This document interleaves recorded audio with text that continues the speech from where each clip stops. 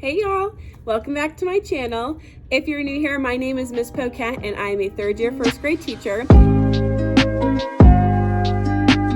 Today, I am bringing a topic that has been highly requested, and it's similar to a video I already did. So if you haven't watched my first video on Daily 5, which was about me breaking down how I do it and kind of the structure of Daily 5, how I run it in my classroom and what each rotation looks like, then go ahead and watch the first video before you get too far into this one. This video is more so taking a few steps back now that I'm at the beginning of the school year. I thought it might be helpful to show you guys how I introduce Daily 5, because for a lot of new teachers or teachers that are trying Daily 5 for the first time this year, it's kind of an overwhelming block where there are so many different rotations and so many different activities to do at each station.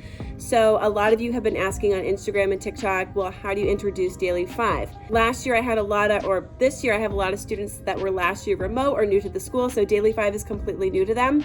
So I wanted to review for you how I introduce it, because I had to do it very diligently and intentionally this year. My second year, I didn't feel like I had to do this much because everybody from the year before had done Daily 5 for the most part. But this year, that's not the case. So I thought, why not explain how I do it? And this is just one way to do it. And this is how I do it. But of course, I'm sure whatever you are doing is fine, because everybody's group is different. Everybody's needs are different. So let's dive in. I'm eating my kids' snacks. They have goldfish, and I'm after school today and I didn't pack an after school snack, which is hilarious because I'm an adult, but I was hungry. My classroom has goldfish. It's just been that kind of day. All right, so let's start with the basics. When I start introducing academics, Daily 5 is one that I introduce very slowly and gradually. For example, in Daily 5 there is teacher time, read to someone, word work, work on writing, and tech time, or listen to reading is what you could call it. So those are our 5 stations. I do not introduce all of these at the same time. A lot of people on Instagram were asking, how do you introduce these? One at a time. One at a time. Teacher time, you can't really introduce until they are doing it, although it's good to have a kind of like a whole group lesson about how teacher time looks, what their job is at teacher time, making sure that if you're not at teacher time and you have questions for the teacher, that you're respecting the group that Miss Poquette or whoever is working with. So I might use the rule, ask 3 before me. You might have a little sign that you hold up at teacher time that shows that you're unavailable to answer questions. I don't really do any of that in my classroom. I'm always available to answer their questions, but at the same time, I do like to set really good boundaries at the beginning of the year that unless it's an emergency and you can't do your work without asking me a question, we really shouldn't be interrupting teacher time. I more so use the introductory teacher time lesson in a small group, and when I come bring them to the teacher table for their first rotation, I don't do any academics. We just talk about what should a small group look like, and these are the tools that we use in reading groups, and should we be talking about recess at small group, and we review all of that in a smaller group with just those couple kiddos rather than talking too much about that whole group, because I just feel like it works better that way. So teacher time isn't really a station that I introduce in the same ways that I introduce these other ones. I typically introduce I think word work first. Word work can be anything like foundations practice, sight word practice, all those sorts of skills, and we usually do that whole group. So I'll show them their word work, let them know that it's word work. We review the different sort of rules about word work, and I'll show you that in a minute. I have some really great TPT, they're not mine, I got them, some great Daily 5 slides that you can show your students. Actually, I'll show you right now, hold on. All right, so I got these posters, I think this year, maybe last year, from Sweet Firsty Fun on Teachers Pay Teachers. It was super affordable, and instead of printing them out, what I do is I screenshot it and I insert it into my daily slides. So let's just bring this down. So I would put this in my daily slides, and we would talk about all these little things, about how our voice is off, our eyes are on our word work the entire time, our brain is thinking about word work. And every day that I introduce a new strategy, I put these up on the board. Even when we're reviewing one, because when I teach different rotations from Daily 5, like word work, I don't just do one day of it. We do a couple days of it. I allotted weeks 2 and weeks 3 for reviewing these daily 5 choices in isolation. So like 2 whole weeks, I taught them these different rotations, and we practiced them as a whole group. Read to someone, listen to reading. There's 2 options for listen to reading. This one shows them using like a cassette player. I showed this one because we do listen to reading on an iPad, word work, and work on writing. Now, there are some other really good visuals in here that you can also use that aren't necessarily about centers, and this one is about like finding a good fit book. So I use this visual when we're talking about book shopping, and read to self, we go over this one when we're talking about how to do read to self. So I use these visuals in my classroom when introducing different rotations. Okay, so like I said, the first 2 weeks of daily 5, which I usually do week 2 and 3 of the school year. Depending on how the year's going, you might do it weeks 3 and 4. Whenever I start to introduce daily 5, I spend at least 2 weeks reviewing each center and doing it as a whole group before we start to do any sort of rotating and small group stuff. Now that it was week 4 last week, I started to put them in groups, which weren't their finalized groups, because at that point I was still reading with each of them, trying to discover what level they were reading at the time and who would be good to be grouped with. I would group them into 3 different groups, and I have 20 students, so there were 6 or 7 kids in each group, and we practiced rotating, which meant that I would show on the board, and I'll show you in a minute, the 3 different pictures that I use on my checklists. These are the checklists that I use for daily 5. Again, if this looks unfamiliar and you have no idea what this is, how I use it, go back to my last video. I talk about my checklists in my first daily 5 video. These pictures, the icons that stand for the different daily 5 choices, I put those enlarged up on the board, whatever 3 choices that we're offering. And typically in daily 5, we do 3 rotations a day, so that's why I choose 3 at a time. On the slide I'm about to show you, read to someone was a choice, word work, and listen to reading. So I put those icons up on the board, and underneath I put their names. Let me show you what that looks like with their names blurred out, of course. All right, so this is what they will see on the smartboard. We review what each picture means. This one means read to someone, word work, and listen to reading. And what we do is I call out what group they're in. And before I even call out their groups, I should say this, I show them what their choices are. Again, I am choosing what their choices are. So read to someone, I don't have to show them anything. And listen to reading, I just remind them that we're going on Epic. But for word work, I show them what their word work choice is. I choose something, and I'm saying this is what word work is today. I call each group and have them move to the center that they're going to, and then I put a 15-minute timer on the board. When the timer rings, I ring my doorbell, we clean up and come back to the rug, and then their groups have moved. While they're doing their rotations, I just take the text box and I move it underneath until we do 3 rotations so that every group has gotten to do each one of these. This practices the rotating piece of it. It doesn't practice choice yet, which is a huge piece of how I run daily 5. Okay. So, like I just showed you, I show them their 3 choices, but I'm choosing where they're going and when they're going. I might say, you are going to word work first, and then after this rotation, now you're going to listen to reading, and then last you're going to read to someone. There's no choice for them as far as what they are doing and what activity they're doing within that. Like for word work and work on writing, I offer a ton of choices. If you watch my first video, this is their word work cart, and this is their work on writing cart, and their animals show which choices they can choose. There are a lot of options because we do daily 5 every day, 3 times a day, so that is 15 rotations. So they need lots of word work and lots of work on writing choices. I haven't introduced choice yet until the end of week 3 of daily 5. So first 2 weeks of daily 5, they are just trying choices as a whole group together, no rotating. 3rd week of daily 5, I typically start to introduce, all right, these are the choices for today. Here is where you are going, to introduce rotating. And then by the end of depending, this year I felt like they were really good at rotating. So by the end of last week, which was week 3 of daily 5 for us, I'm getting all confused because it's technically week 3 of daily 5, but 4 of the school year. And I don't know which way is easier to describe it to you.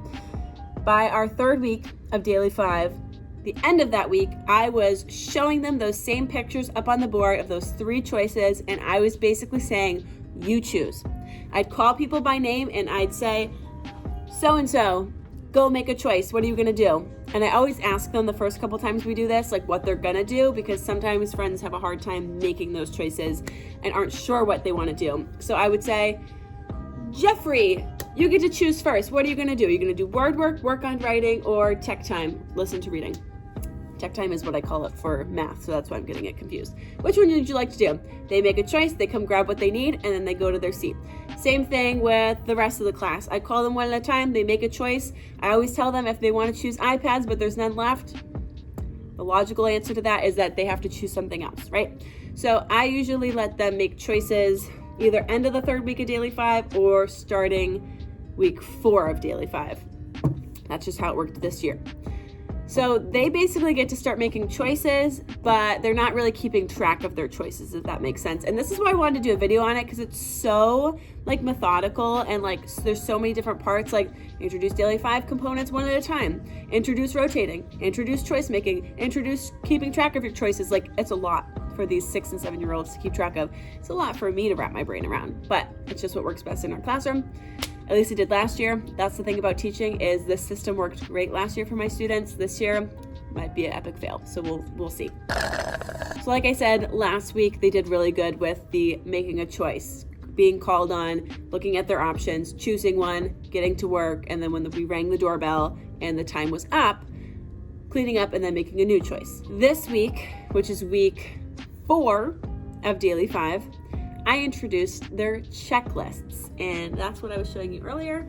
I talk a lot about the checklists in my first Daily 5 video, and I don't think I talked about this in my first Daily 5 video a bunch, but every single student's checklist is different based off of their group. So their group, first of all, they get a number, which is their number for the year, so that's how I know whose is whose. They get their animal group, which shows me what reading group they're in. I saw a really cute teacher called it book club instead of reading group. I'm totally doing that next year. This would be like the cow book club, and I think that's so cute. So always things to be doing differently next year. And as you can see, this friend has already started to make choices this week and choose things that they were doing. Now, this is a big step for my classroom, because not only did I have to introduce the checklists in terms of, when you make a choice, check it off after you're done so that you can keep track of what you've done in the week and know what you still have to do left. That itself is a huge thing to introduce to them, because they've never really had anything like this before. Sometimes in kindergarten at our school, they'll do like a rainbow choice where they do one of each and then they pass it in and do another one. But these are very differentiated. My highest groups are only meeting with the teacher once a week, whereas my lowest groups are meeting with me 5 times a week. So everybody's checklist looks different. And it's kind of a big skill for them to master, like managing this, because as you can see, this person was like, oh, I accidentally did iPads yesterday and today. And I typically tell my students, you shouldn't be doing things twice before you're doing everything once. So typically, and like I say, I tell them we're still learning how to do this, so it's okay. So I have a lot of grace for them during this period. Should probably be doing read to someone or work on writing before you do iPads twice, but it's very common in first grade when we accidentally do iPads twice, because everybody loves technology. The reason that this is a weighty step in the Daily 5 process is because not only am I teaching them about the checklists, but I'm also introducing the drawers. Now, the drawers are very much so organized that they should know where they are choosing from, but it's challenging for them because since we're still so new to the school year, they can't necessarily figure out the directions for these independently. So what I did was, when I sent off groups to go and make choices the first day, which was yesterday, Monday, one at a time, I called over each group, the flamingos, the polar bears, the koalas, the giraffes, and the cows, and I showed them where their drawers were. I showed them what was in their drawers and what they could do for this week, and then I let them make a choice. That's the part of Daily 5 that I struggle with the most, is that I change out these work on writing and word work choices every single week, and sometimes there are new things in there, like different kinds of word work or different kinds of work on writing tasks that they haven't done, and that makes it tricky for them to independently start these if I'm over at the teacher table. So I try and keep our activities as consistent as possible throughout the year. So like work on writing choices are very similar every week. You can do weekend news, you can write a letter to the friends, you can do like a word mat, like very, very similar choices throughout the year so that they know what to do and they don't always have to ask me. But I'm finding that with this group, because it's still only the 5th week of school and 4th week of doing Daily 5, they still aren't very independent and they don't know what to be doing for these activities. Even though yesterday I brought them over in a small group and showed them what everything was, they forget, which is like, I forget things from yesterday too, so it's totally fine. So I have not started running Daily 5 small groups yet.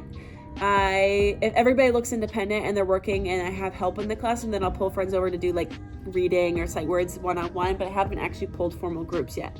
I don't think I'm going to really be pulling formal groups this week at all until I feel confident that everybody doing word work or work on writing knows how to do it. And also, like, I still have kids like, where do I put this when I'm done? I'm like, the finished work bin. So we're still a little rusty, and I tell them that. I say we're still working on this, and that's okay because it's only the 5th week of school and we have all year to get better at it. But it's really important that you're consistent with your expectations and that you try your best to go as slowly and step by step as possible. If I, the first week of Daily 5, introduce this before even introducing what word work and work on writing are, that would be really hard to come back from. So just to review, the first thing I do is we introduce Daily 5 rotations one at a time. Every teacher's going to be different with this. You might want to spend a couple days on each. You might want to spend a week on each. I have no idea what the other teachers at my school do. This is just what I've done, and it seems to be okay. I usually spend 2 to 3 days each on each one. And some they're better at than others. You know, I say read to someone is the most difficult one for them to learn because they're not used to like taking turns sitting next to somebody reading with them. They just want to either read to the person or they just want to like read silently and not actually interact with them. So read to someone takes a long time, but we practice that a lot. Second thing you want to do is you want to introduce rotating. What does that look like? How do we rotate? You know, things like that. And again, this is just how I do it. Third thing I do is I then allow choice and say, all right, you know how to rotate now. Now we're going to learn how to make choices. And the last step I do is teach them how to keep track of their choices and where to find their choices. And like I said, I change these out typically on Fridays so that for Monday, the choices are new. Last year, I would just show them what was in the drawers as a whole group. It took a lot of time though, and it didn't really make a lot of sense because every group's listening to what every drawer is, but they don't have every drawer as a choice, you know? So that is something that I tried to change this year, where I was just pulling groups one at a time to show them what was in there. Hopefully by the end of the year, middle end of the year, they won't even need that preview and they'll just be able to see and say, oh, I've done this before. I know what the directions are, but here's hoping. Anyway, so that is kind of just the recap of how I introduce Daily 5. Again, if you want to see how I run it, what I do at my teacher groups, what's in my work on writing and word work drawers, all those kinds of things, then I highly recommend you go back and watch my first video. And I would love to know what questions you guys have about the Daily 5 process. I'm sure there are things that I missed or things that I neglected to mention. So please make sure to leave your comments down below. As always, you can DM me on I would say TikTok and Instagram, but I'm going to be real. I really only respond to my DMs on Instagram. Both of my handles are _BigHeartLittleMinds_ and please feel free to like, comment, and subscribe. And I will be talking with you guys soon about, I think I'm going to do budgeting next. I also have a budgeting video already, but just doing a part 2 for that because a lot of people have been asking about that content as well. So a little break from the teacher content and something a little more personal. I hope you enjoyed this. Again, leave any comments down below that you have regarding questions about Daily 5. I hope this helped, and I really hope that it answered a lot of your questions. I'll talk to you guys later. See ya.